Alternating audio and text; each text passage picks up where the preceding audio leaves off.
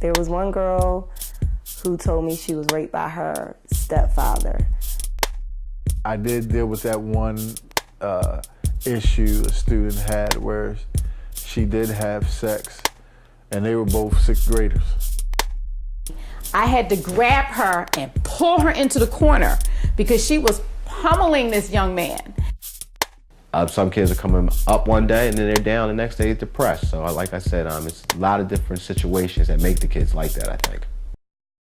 I have a heart for young people, and I believe that there are so many children who have been thrown away in our educational systems, and I just felt a heart to help them. So my girlfriend encouraged me to go into the field of education. She said, if you really like working with children, you need to go and teach. And I kept saying, I'm not teaching anybody's children. I don't want to teach. I just like what I'm doing right now. So eventually I went into teaching, and since then I've enjoyed it.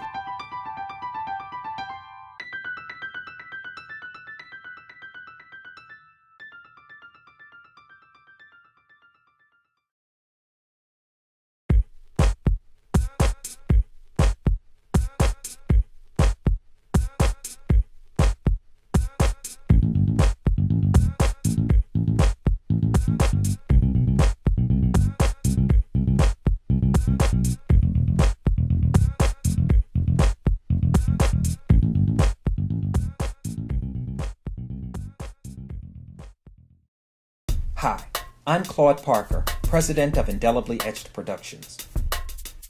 The film you're about to watch is on educators and the effect that teaching has on them.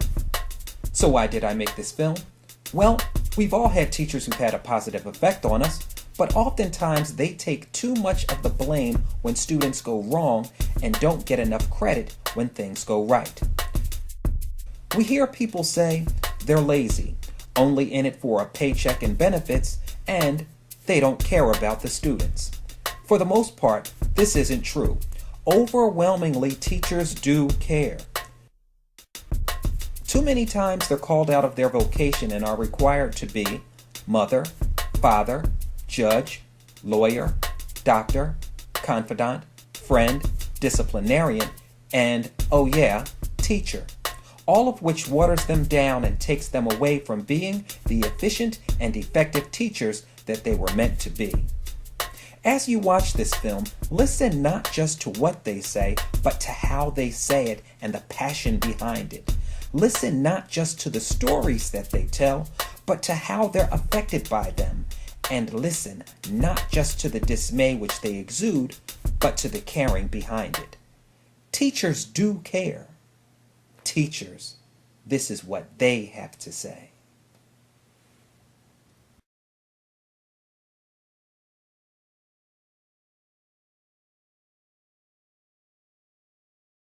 There was one girl who told me she was raped by her stepfather.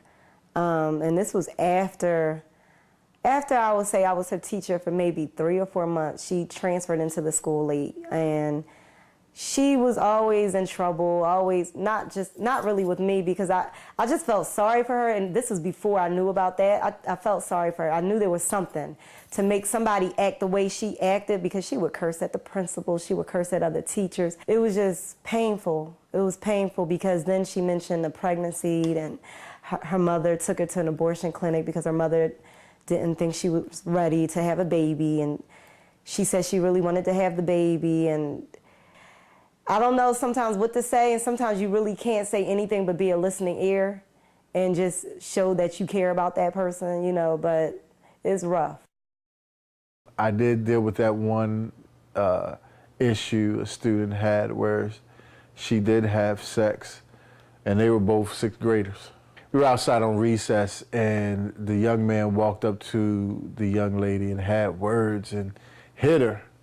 And surprisingly, she hit him back. So after the principal brought them in, he brought me in.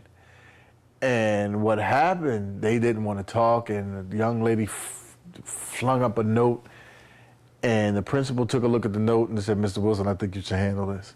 And it was a note they were writing back and forth how good it was, where they did it, and they both admitted it.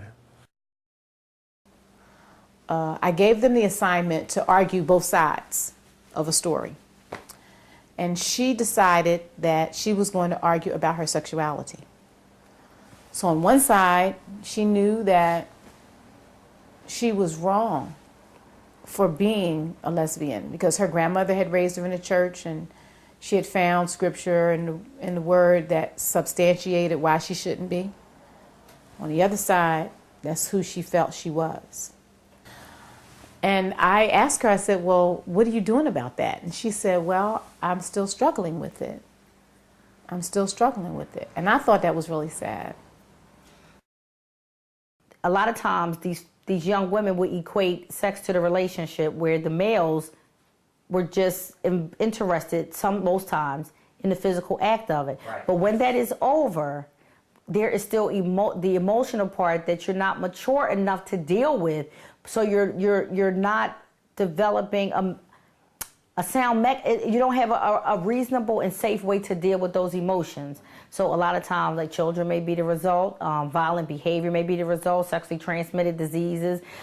Because they are just not mature to deal with everything that it takes to be involved in a relationship like that, and it began to have less value. It was just, at one point, sometimes it was like a recreational thing to do.